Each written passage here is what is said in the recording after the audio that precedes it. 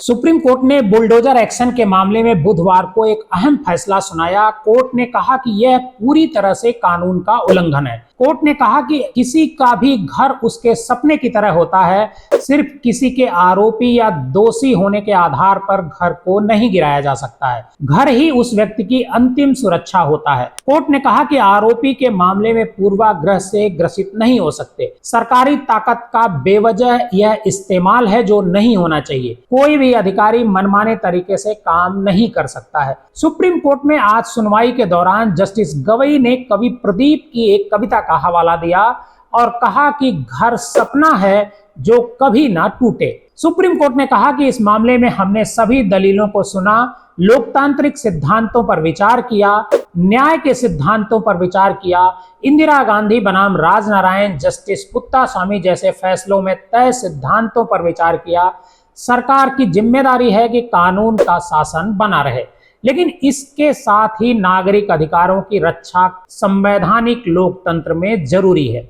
Supreme court ने bulldozer action को लेकर गाइडलाइन भी जारी की है। कोर्ट ने कहा कि सबसे पहले आप बुलडोजर एक्शन को लेकर नोटिस देना होगा। इसके अलावा उसका पक्ष भी सुनना होगा। डाक के जरिए नोटिस भेजना अनिवार्य होगा।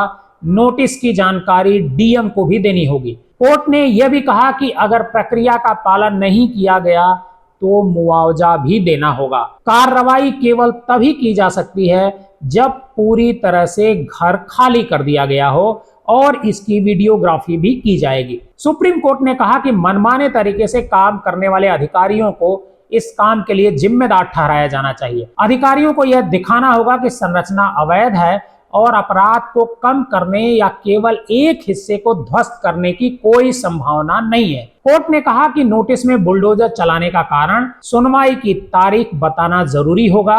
इस कार्रवाई के लिए 3 महीने में एक डिजिटल पोर्टल भी बनाया जाएगा जिसमें नोटिस की जानकारी और संरचना के पास सार्वजनिक स्थान पर नोटिस प्रदर्शित करने की तारीख बताई गई होगी। कोर्ट ने साफ कहा कि अगर अवैध तरीके से इमारत गिराई गई है तो अधिकारियों पर अवमानना की कार्रवाई की जाएगी और इसके लिए उन्हें हर्जाना भी देना होगा। नोटिस में अधिकारियों को बुलडोजर एक्शन की वजह का जिक्र भी करना होगा। किसी भी इमारत को लेकर तब गिराया जा सकता है जब अनधिकृत संरचना सार्वजनिक सड़क, रेलवे ट्रैक और जल निकाय पर हो। सुप्रीम कोर्ट ने सुनवाई में कहा कि कार्यपालिका न्यायपालिका की जगह नहीं ले सकती है।